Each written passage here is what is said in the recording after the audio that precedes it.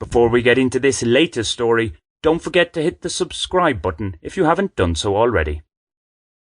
After interactive intoxication comes social media moderation. Fellow imbibers, you know the feeling. The morning after the night before. Okay, it was good fun, but did I have to binge so much? When the hangover is particularly bad, the hair of the dog feels like the best, nay only cure. Or so we convince ourselves. And sometimes this does indeed do the trick, mentally at least. A few more doses of the poison that had done the initial damage, some rest, and we are our regular selves again. Until the next time. Anecdotally speaking, and from the odd personal experience, I'm usually good at not going over my limit these days, hangovers tend to be worse the older one gets, from roughly mid-30s onwards. Equally worse is the beer blues, that uncomfortable feeling of self-reproach when one has drunk to excess. What often follows is a determination to go sober for a time. Some manage to do this for weeks or even months, especially if their last booze session ended badly. Others kick the habit completely. I wouldn't mind going months without beer. My problem, or my excuse if you will, is my unsettled lifestyle together with the country I'm in. Drinking out in standard tiendas in Colombia is one of the cheapest socialising pursuits on offer. Brendan in Colombia says, as regards to drinking, I'm currently based in Colombia where I find it hard to go consecutive days without having a few beers. It's one of the cheapest things one can do to socialise. I know it might be a lame excuse, but beer here is cheap compared to other pursuits. When I go back to Ireland, I can easily go a couple of weeks without touching a drop of alcohol. So, come 6 or 7 o'clock of an evening, the temptation for some tienda beer time is strong. If only there were decent, more readily available zero-alcohol brews in such tiendas. Would I drink them, though? Is it the alcohol-fueled sensation I'm after, or merely the social setting? Whatever the case, I've been more conscious of my Colombian beer consumption of late and have tried to cut back. Again, I say Colombia because the last time I was back in Ireland, I quite easily went weeks without any alcohol.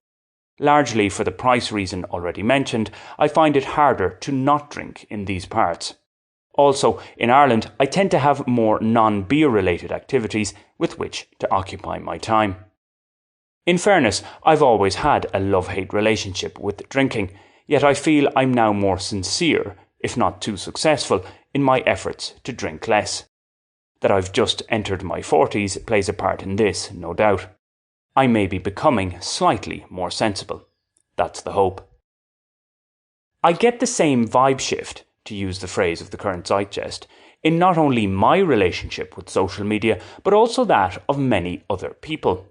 It's like there's a collective middle-aged style questioning of our online behaviour, particularly with what I consider to be the more pathetic and vain platforms, Facebook and Instagram. Those meta monsters are akin to cheesy daytime TV, dealing in lifestyle affairs, albeit Instagram does have a worrying mild porn side to it. Elon Musk's X is of the late-night, heated political debate variety, swinging from the astute to the absurd.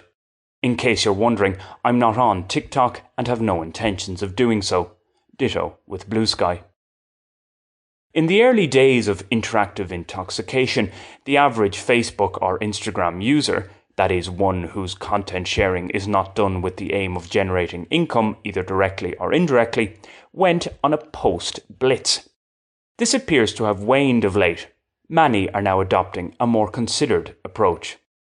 In reveling terms, social media use 15 or so years ago was like downing Jaeger bombs in the nightclub following an already heavy evening in the pub. It usually led to sloppy public displays of affection or ill-advised encounters of the brutish kind, or sometimes both. These days, it's more in the style of a quiet drink or two at the local, a reserved affair.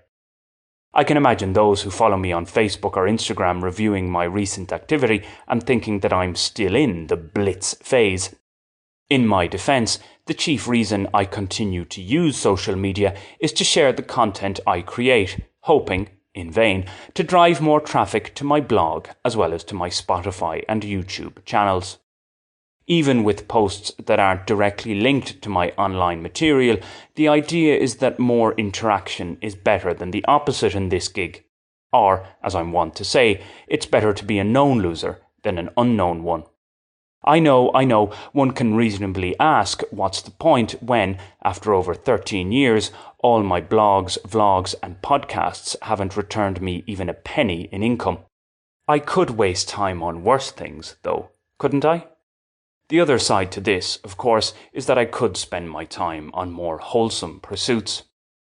What's more, alongside the changes in netizens' interactions with social media, the platforms themselves have evolved as both they and regulators try to find safer ways to operate.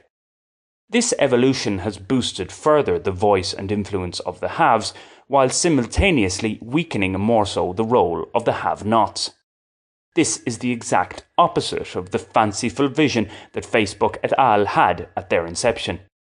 Aiming to empower the proles has merely resulted in giving greater power to the plutocrats.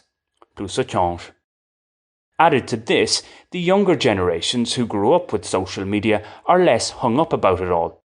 In the same way that Gen Z, or Zoomers as they're also called, in some high-income nations are drinking less alcohol compared to their predecessors, these younger folk are more inclined to be voyeurs rather than active participants on Facebook and Instagram. This is not to say that theirs is a healthier way. It's just that they tend to get their kicks via different interactive engagements, similar to Ireland's Zoomers cozying up to cocaine as they down less alcohol. Or, more positively, as has been suggested elsewhere, they use Facebook less as a platform to share personal moments and to socialise virtually, but more as a source of gathering and sharing information via groups and such like. So as we older generations rethink our relationship with social media, it needn't be a case of complete abstinence. Then again, just as health experts advise about alcohol, the safest amount of online socialising might be zero. By drinking a lot of water, I like to think I cancel the alcohol out somewhat, but I figure that's wishful thinking, is it? It is wishful thinking. All your liver is interested in is the amount of alcohol it sees. It has to metabolise it, so you can't protect yourself against that effect. If the alcohol's in the system, your liver's exposed to it. And if forced to continue with just one of the two poisons, I'd opt for the liquid kind. Have you subscribed to this channel yet? If not, why not do so right now? It's free and only takes a second. Thanks!